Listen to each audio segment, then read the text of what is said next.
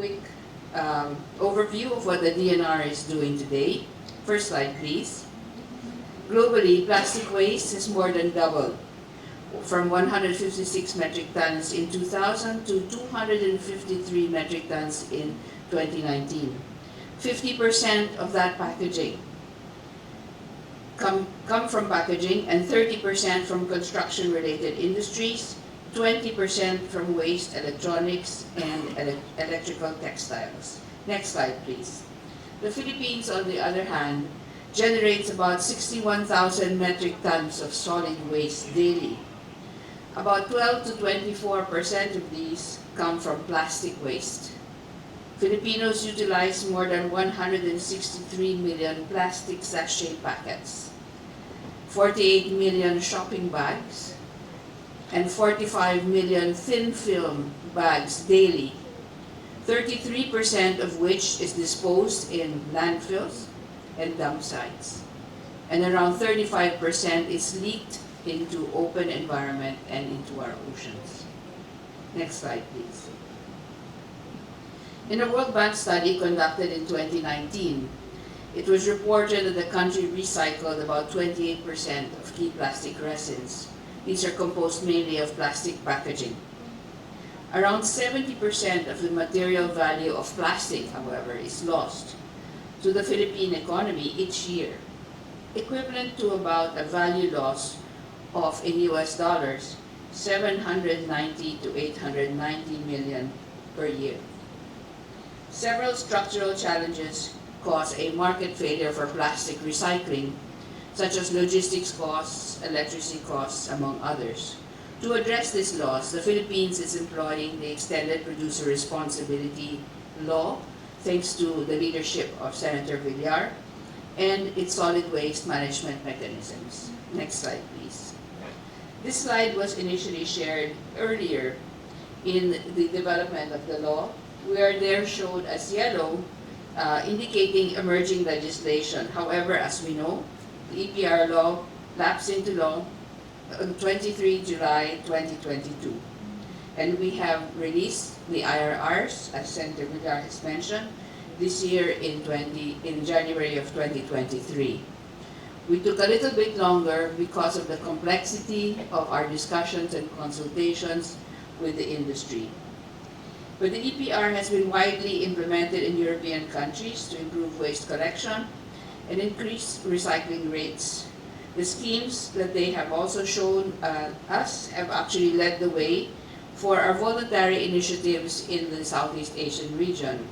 So we are among the leaders here as well in the Southeast Asian region today. So we should be green per that slide, but we didn't seek to alter it because that was what was shown by the publisher. Next slide, please. To reduce the total volume of waste generated, the government provides technical and financial assistance to support the implementation of solid waste management by LGUs. Open dump sites have been converted to sanitary landfills. This is an ongoing uphill challenge for us. And there is an ongoing cleanup, as in grubbing and desilting of Manila Bay and Pasig River, as well as, other priority water bodies as well. The private sector has its own initiatives, which includes the establishing of sanitary landfills and co-processing of waste, for example, in cement factories. We know that Cemex, Holcim, as well as Republic Cement and Eagle also has intentions of actually co-processing solid waste. Next slide, please. The government enacted the EPR Act of 2022 to strengthen the integration of ecological and solid waste management and resource conservation and recovery in the country by institutionalizing the EPR mechanism and provide a platform for the private sector to improve the way it conducts its business in pursuit of a circular economy. Next slide, please. The EPR Act mandates the establishment or phase-in of EPR programs for plastic packaging to achieve efficient management of plastic packaging waste, reduce production, importation, supply, and use of plastic packaging deemed low in reusability and recyclability through efficient recovery and diversion schemes. Next slide, please. The law covers the proper waste management of plastic packaging products such as sachets, rigid plastic packaging, plastic bags, and polystyrene. Next slide, please. The EPR law prescribes the various programs that the private sector can undertake, such as the adoption of reusable packaging products or packing design. Secondly, the inclusion of recycled content or recycled materials in packaging materials. Third, the adoption of the appropriate product refilling systems for retailers. Fourth, a viable reduction rate plan. 5, they can participate in information and education schemes. Number 6, the appropriate labeling of products and packaging materials to include information that will facilitate the recovery, reuse, and recycling, the proper disposal of waste product and packaging. At this point, I'd like to actually relate to you an anecdote from a good friend, Tony Oposa. When he used to actually teach law, he once told me that his assignment for his students was to have them follow the garbage collector all the way to the dump site and to report to him what was the cycle of disposal as well as treatment. And that was their assignment for that semester. They had to continue following the garbage where it led. And this is where we need to take this law. We need to understand the circularity of the opportunity that we are faced with and the obsolescence or obsoleteness, if you will, of the linear economy. Next slide, please. So as far as waste recovery schemes, there are diversion of recovered waste into value chains and value-adding useful products, the transportation of recovered waste to appropriate composting, recycling, and other diversion or disposal sites in the country, the cleanup of waste leaked to coastal areas, the establishing of commercial or industrial recycling, as we've already heard from Ma'am Cynthia, and the partnership with the LGUs and the informal waste sectors. What I'd like to do here is to introduce also a new concept, something that we have taken up with the private sector very recently, in beginning to regard the solid waste management activities as an entire industry. Once we actually regard it as an industry, we can assign a fair value for all contributions to that industry. Here in particular, I wish to point out the situation of the informal waste sector in the country. It's estimated that there are about 100,000 informal waste pickers in the country. I feel that is a vast underestimation. Local government units have the power to actually identify how many are involved in this particular sector. Unless we regard solid waste management as a proper industry in the circular economy, we cannot fairly value the contribution of this sector to our work under the EPR law. So this discussion is an ongoing discussion that we are having, and we would like at this point also to include the DSWD in the whole picture, because at this point the 4P system might actually overlap with some of our concerns regarding the informal waste sector. Next slide, please. The estimation of 100,000, as I said, I feel is vastly underestimated. We have groups that are segregating and selling waste, typically to a consolidator who may be analogous to a trader in respect to a farmer community. These traders are the ones who realize the value upwards of the cycle. Essentially, informal waste sector is actually locked out of the value chain, although they are part of the supply chain, and must be recognized for the opportunities that they actually give to others in terms of recognizing value from waste collection and diversion. The government would like to include social inclusion and the social dividend as part of the goals of the EPR law. So while we have the science to support how it will in fact lead us to disaster risk reduction and climate action, we now have the economic valuation of this activity. We need to define the social dividend of the EPR Law in terms of the inclusion of the informal sector in a large scale, for the scale that it actually represents, into the benefits of the adoption of this law. Improving livelihood of waste pickers and their communities through the development of alternative livelihood opportunities, access to social protection, safety, health services, education, and their incorporation into the evolving formalization of solid waste management as an industry is essential. Partnership with local governments that can actually help roll out financial literacy programs to actually enhance their awareness on how they may use the benefits of the application of this particular law are essential. Capacitating local governments and other sectors to implement a robust system on data recording, tracking, and reporting will help with the recognition of this sector. In 2009, a national framework plan for the informal waste sector in solid waste management was developed in consultation with the various stakeholders in the sector. The objective of the plan was precisely to integrate the informal sector into the solid waste management system by providing policy that actually includes skills development, access to secured livelihoods, and envision really the formulation of policies to assist in access to employment rather just simply day-to-day subsistence livelihood, access to social services, and of course, enforcing laws on the protection of child labor and other types of vulnerable communities that are participating in this endeavor.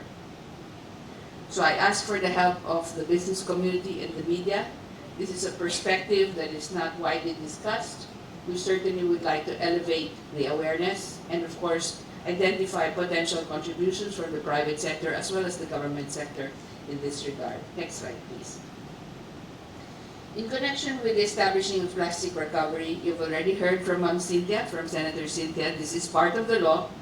In fact, in terms of their scaled up reduction of their footprint until 2028. So that is the schedule for which the carrot and the stick must now be applied. Next slide, please. Under the EPR Act of 2022, there may be, in fact, fiscal incentives that can be availed of by obliged enterprises. Again, those are the capitalizations of which would be over 100 million. The professional organizations and the non-government organizations that develop and undertake effective solid waste management as well. This is an ongoing discussion between the DOF and the DTI. Ma'am Ruth is here. We mentioned this to her also yesterday.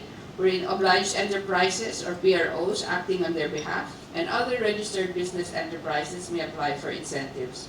The approval process provided is actually there under the Tax Incentives Code and as amended for eligible activities, provided that such activities will undergo a standard process of identification and qualification. In terms of deductions, EPR expenses of obliged enterprises, PROs, and private enterprises shall be considered necessary business expenses, deductible from the gross annual income, subject to substantiation and, of course, certification. And then we have tax and duty exemptions and donations, legacies, and gifts, which you may in fact consider under a scheme that we will finalize with the DOF. Next slide, please. So now we have the stick. In case of failure to meet the minimum required diversion, the obliged enterprises shall pay the same fines or a fine twice the cost of recovery and diversion of their footprint or its shortfall, whichever is higher. The penalty shall be imposed whether or not non-compliance is a result of various reasons: failure to register, falsification of documents, misdeclaration, and the employment of any scheme that is outside but is recognized by the law. And of course, tampering in its compliance reports, which we hope will not happen by the responsible corporations. Next slide, please. So this is more about the stick.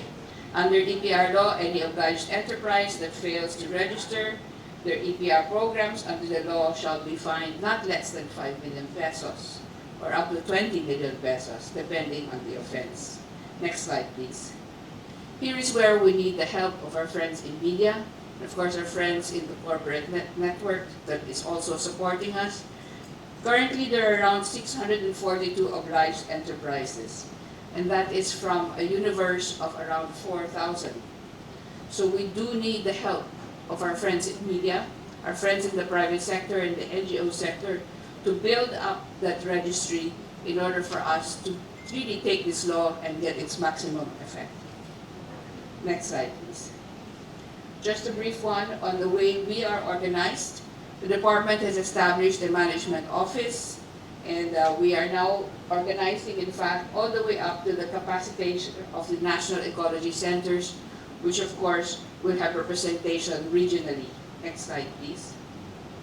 The following are our partners. We have DOST, DTI, Food and Drug Administration, DILG, DOLE, because of course we want to safeguard wage policies and rules, the DOF, because of the fiscal incentives, and we would like to include the DSWD in this universe as well. Next slide, please. The private sector can help us in many ways, and here we're looking at the formulation of an industry-led roadmap to address marine litter specifically. In the discussion that we had with the private sector just a few days ago, I emphasized that the main goal should be not end of pipe where we have to do coastal cleanup, but before it actually reaches our rivers and streams that lead to the ocean. Secondly, by establishing a support for the hub to be created by a network of LGUs and NGOs and industry for compliance, by establishing a national network to promote the recycling market, and finally, to support R&D, which for us is in fact one of the main reasons we are really wanting to support this advocacy on single-use plastics. Everyone knows that single-use plastics is among the most, prevalent in terms of what makes its way into our oceans. Until there is research that can establish commercially a substitution of single-use plastics, functionality, and affordability, we will not be able to get rid of this challenge. Number 6, we hope that the private sector can help us through a multi-sectoral and multidisciplinary pool of experts that we wish to convene in order to combat this very complex problem. Lastly, of course, communication, education, and the development somehow of financing facilities to support the rollout of demand-driven instruments in recycling and upcycling facilities in strategic parts of the country. My last few slides really are about how we can work together in terms of circularity, and I will just go through these slides very quickly. So here we are in terms of what is covered, in terms of the strategic sector, which is the private sector, to achieve circularity. Next slide, please. The public can, of course, also help in their segregation. We're all familiar with this already, but the issue is scale and sustainability. Next slide, please. And we would like for the EPR mechanisms to be transformative, and that would entail everything that I've said so far, which I will not repeat, since this has been rather long running.